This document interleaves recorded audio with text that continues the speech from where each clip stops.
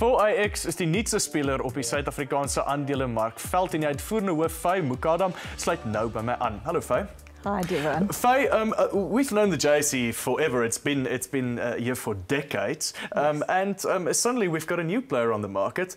What makes your index so much different? It's completely different, Devon. We at For Africa Exchange offer an alternative stock exchange. We are licensed, we are well regulated, but we are looking at targeting a different part of the market. So For Africa Exchange will look at bringing both institutional and retail investors together, and that's markedly different from the JSE.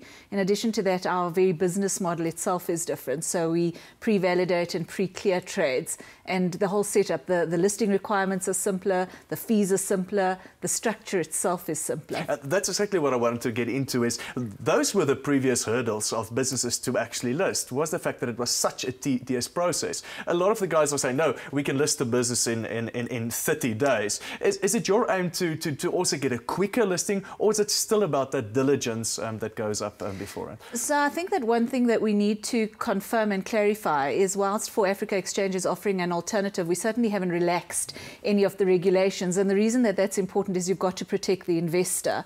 So we are offering a listing and possibilities within a regulated environment, but we also have understood that it has been a lot more complex and certainly prohibitive and sometimes exclusive to businesses that might want to list and might not have listed because it is so complex in terms of the compliance aspect of it. So what we've done in that vein is the manner in which we've set up For Africa Exchange is we've looked at simplifying absolutely everything at all layers. And we believe that the Companies Act, for example, has sufficient protections contained therein. The Financial Markets Act has the investor protections embedded therein. So if you look at then For Africa Exchange being modelled with those pieces of legislation as a base, we offer the same protection but far simpler and certainly without all the tedium. Yeah, a lot of the times there's big criticism that says that exchanges and investors there's a big gap between the two, and it's probably because investors don't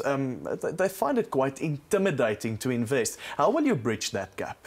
So again, For Africa Exchange is completely different in that our founders, the way that they thought about entering and accessing the market, and the fact that we are targeting institutional investors and retail investors, medium-sized businesses, entities and individuals who have hitherto been excluded for a variety of reasons. Because of that, the manner in which we are structured means that we are thinking about what does it mean for the ordinary person in the street to actually engage in the trade space.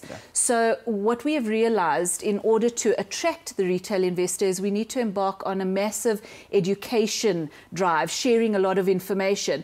And it's about understanding what the trade space is and what it means to be involved in an exchange. And once you understand that, it's actually quite a sterile space and it isn't an intimidating space, it's actually quite a simple space. But it's just about ensuring that the model and the system itself has sufficient controls and checks and balances in place. So the big thing that everybody's waiting for is your first listing. It's, the type of company that you list as your first is almost it's often an indicator of the index. It's probably not fair because there's a lot more coming. Sure. Talk about your first listing and maybe your second listing that you've got So we're planned. very excited. Our first two listings are scheduled to take place in May, and then we've got another 4 in the pipeline. It's very interesting that you say it's an indicator, because certainly it is an indicator, I think, as to whether there is a commitment and whether we have sufficient confidence or retained confidence and credibility where entities would want to list with us. But where it's not an indicator is if you look at our first and second listings, they traverse such a